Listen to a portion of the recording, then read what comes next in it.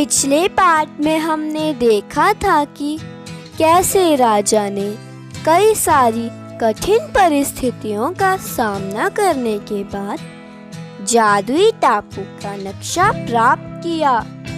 अब आगे। जैसे ही राजा ने नक्शे को खोला तो वह एक छोटी सी परी में बदल गया। परी बोली, महाराज, मैं जादुई नगरी का नक्शा हूँ। जादुई नगरी में कोई भी बाहरी दुनिया से नहीं जा सकता। यहाँ सिर्फ जादूगर और जादू जानने वाले लोग ही जा सकते हैं। इस नगरी में जाने के लिए अलग अलग जादुई दरवाजों से होकर जाना पड़ता है। राजा परी से बोला, हे परी, मेरी बेटी को चुड़ैल ने जादुई टापू पर छुपा दिया है। मुझे उसे वापस लाना है।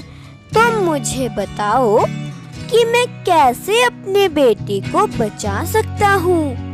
परी बोली, महाराज, मैं सिर्फ किसी जादूगर या फिर जादू नगरी में रहने वाले किसी निवासी को ही वहाँ ले जा सकती हूँ।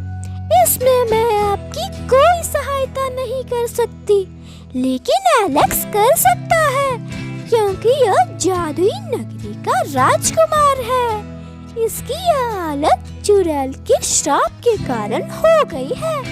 अगर यह श्राप से मुक्त हो जाता है तो यह जादुई नगरी में जा सकता है।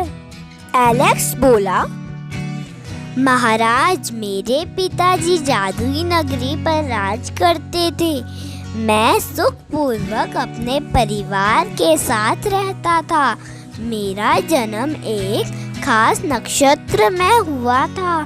इस नक्षत्र में पैदा हुए बच्चों की बलि देने से चुड़ैलों को अद्भुत शक्तियाँ मिलती हैं। हमारे राज्य में एक बहुत शक्तिशाली चुड़ैल अपनी बेटी के साथ रहती थी। जब उसे अपनी शक्तियों से पता चला तो उसने मुझे पकड़ने के लिए एक जाल बिछाया।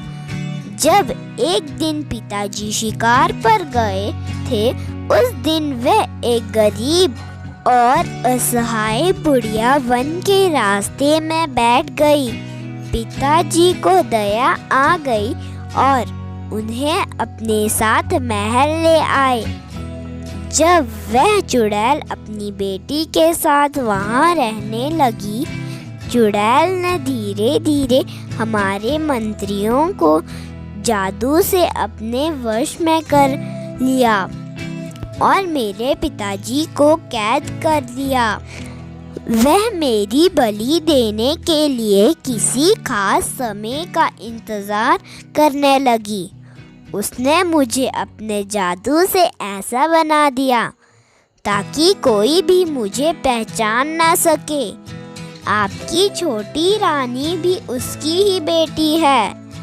अगर मुझे फिर से पहले जैसा बनना है तो जादुई झरने पर जाना होगा। वहाँ पर एक भयानक राक्षस रहता है। मैं इस हालत में उससे नहीं लड़ सकता हूँ।